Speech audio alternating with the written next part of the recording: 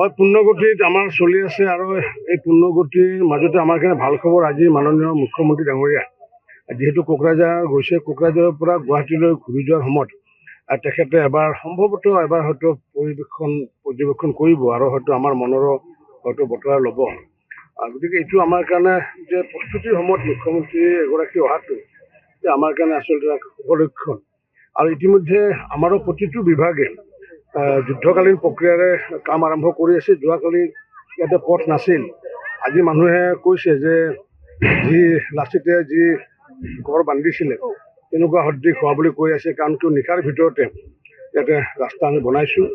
আৰু এনেকুৱাকৈ আমি সকলোবোৰ যিমান বিভাগ, আমাৰ কবি সন্মিলনেই হওক বা বিজ্ঞান মেলাই হওক বা আমাৰ বজালী হাটে হওক বা জনগোষ্ঠীয় গ্ৰাম্যই হওক, সকলোবোৰ প্ৰস্তুতি হৈছে। আৰু সকলোতকৈ ভাল কথা ব্যতিক্ৰমধৰ্মী এইকাৰণে কৈছোঁ, সাধাৰণতে অসম সাহিত্য সভাই কবি সন্মিলন কৰে 2 ঘণ্টাৰ কাৰণে। আমি কিন্তু এইবাৰ কবি সন্মিলন কৰিছোঁ আমি 4 দিনৰ কাৰণে কৰিছোঁ। আমাৰ মঞ্চত, মূল মঞ্চত অসম সাহিত্য সভাৰ কবি সন্মিলনৰ কাৰ্যসূচীৰ উপৰিও আমাৰ যি জনগোষ্ঠীয় মঞ্চতো কবি সন্মিলন কাৰ্য থাকিব, বা কবিৰ যিখন গাঁও, কবিৰ গাঁৱতো থাকিব কাৰ্যসূচী। আৰু বাটৰ কবিতাত 4টা পইণ্টত তেওঁলোকে নিৰলসভাৱে কবিয়ে কবিতা আবৃত্তি কৰিব।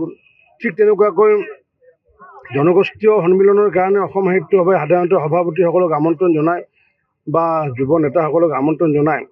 আমি কিন্তু এখন জনগোষ্ঠীয় গাঁও নিৰ্মাণ কৰিছোঁ। জনগোষ্ঠীয় গাঁও নিৰ্মাণ কৰাৰ লগে লগে বিভিন্ন জনগোষ্ঠীৰ যিমান কৃষ্টি আছে, কৃষ্টিসমূহ প্ৰদৰ্শন কৰা হ'ব।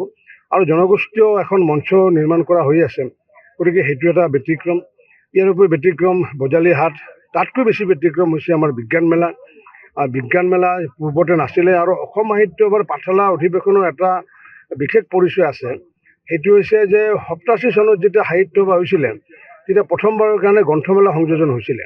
আৰু এইবাৰ সেইকাৰণে আমি ইয়াতে বিজ্ঞান মেলা সংযোজন কৰিছোঁ। আৰু বিজ্ঞান মেলাৰ এই সংযোজনটো আমি বিজ্ঞান মেলাখনৰ আমি নাম দিছোঁ কৰ্ণেল গুৰুপ্ৰসাদ দাস আমাৰ বিজ্ঞান মেলা নামাকৰণ কৰিছোঁ। আৰু তাত বিৰুবালা ৰাভাৰ নামত তাৰ মঞ্চখন, কাৰণ বিজ্ঞানৰ লগত জড়িত।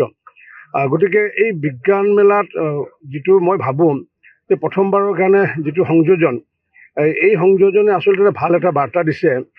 কাৰণ কিয় বিজ্ঞানৰ আৰু সাহিত্যৰ সম্পৰ্ক আছে। গতিকে মই ভাবোঁ যে বাণিজ্য মেলাৰ নামত বিভিন্ন মানুহে বেলুন, চানাচুৰকৈ বিক্ৰী কৰা দেখিছিলোঁ, কিন্তু এইবাৰ আমি নিষিদ্ধ কৰিছোঁ। প্লাষ্টিকজাতীয় সামগ্ৰী আমি নিষিদ্ধ কৰিবলৈ প্ৰয়াস কৰিছোঁ।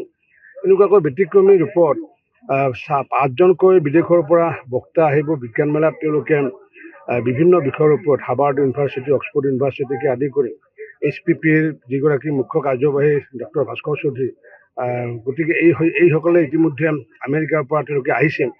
গতিকে মই ভাবোঁ যে বিৰুবালা ৰাভাৰ নামত, কাৰণ বিৰুবালা ৰাভাই যি বিজ্ঞানৰ সচেতনাৰ কাৰণে চেষ্টা কৰিছিলে, ডাইনিক যি আঁতৰ কৰা ডাইনী ব্যৱস্থাৰ কথা, যি প্ৰথা আঁতৰৰ কাৰণে ব্যৱস্থা কৰিছিলে, ঠিক তেনেকুৱাকৈ আমাৰ ডক্টৰ পৱন মহন্তৰ কথা বজালীৰ অসমৰ মানুহে বহু নাজানে, আনকি বজালীৰ মানুহ বহুতে নাজানে।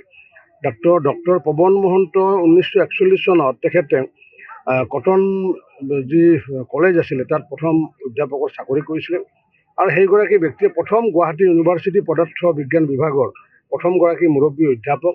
আৰু সেইগৰাকী বজালীৰ প্ৰথমগৰাকী ডক্টৰেট, যিয়ে নেকি জিঅ' ফিজিক্সৰ ওপৰত বিদেশত গৈ লণ্ডনত গৈ পেলাই ডক্টৰেট ডিগ্ৰী লৈছিলে আৰু 51 চনত ডক্টৰেট ডিগ্ৰী তেওঁ পাইছিলে। সেইগৰাকী ব্যক্তিৰ নামতো আমি তাত যি বিজ্ঞান কাৰ্যালয় আমি নামাকৰণ কৰিছোঁ। এনেকুৱাকৈ বিভিন্ন ধৰণৰ কাৰ্যসূচীৰে সমাহাৰ হৈছে। মই ভাবোঁ যে এই পাঠশালা অধিৱেশনে আমাৰ যিমানখিনি আছে, বিশেষকৈ শিল্পী মনৰ পৰিচয়টো দাঙি ধৰিব। আৰু স্বচ্ছতাৰ ক্ষেত্ৰতো আমাৰ পাঠশালা পৌৰসভাই ইতিমধ্যে মোবাইল ভানকে আদি কৰি কেইবাটাও বৃহৎ শৌচালয় ইতিমধ্যে নিৰ্মাণ কৰিছে, যে মানুহৰ যাতে অসুবিধা নহয়। আমাৰ পাব্লিক হেল্থ ডিপাৰ্টমেণ্টে প্ৰায় 200টাতকৈ অধিক শৌচালয়কে আদি কৰি স্নানাগাৰকে আদি কৰি নিৰ্মাণ কৰিছে। আমাৰ যি গ্ৰন্থমেলা, এই গ্ৰন্থমেলাটো আমি নতুনত্ব এটা পাবলৈ সক্ষম হৈছোঁ। প্ৰদৰ্শনীত আমি বিশ্বৰ ভিতৰত সৰ্ববৃহৎ জাপি এটা ইতিমধ্যে নিৰ্মাণ হৈ উঠিছে। প্ৰদৰ্শনীতো ভালেকেইটা প্ৰতিষ্ঠান আহিব। গতিকে এনেকুৱাকৈ মই ভাবোঁ এইকেইটা দিন ভালে ভালে গ'লে আমি এতিয়া সমগ্ৰ অসমবাসী ৰাইজৰ পৰা অকল আশীৰ্বাদ বিচাৰিছোঁ। আৰু যিসকলে পাৰে তেওঁলোকে যাতে এবাৰ আহি পেলাই ইয়াতে যাতে তেওঁলোকে উপস্থিত হয় তাৰ কাৰণে বিনম্ৰতাৰে মই আদৰণীয় সমিতিৰ সভাপতি হিচাপে প্ৰাৰ্থনা জনাইছোঁ। যিকোনো খবৰৰ বাবে যোগাযোগ কৰক 7099017330 লগতে 7099017110 নম্বৰত।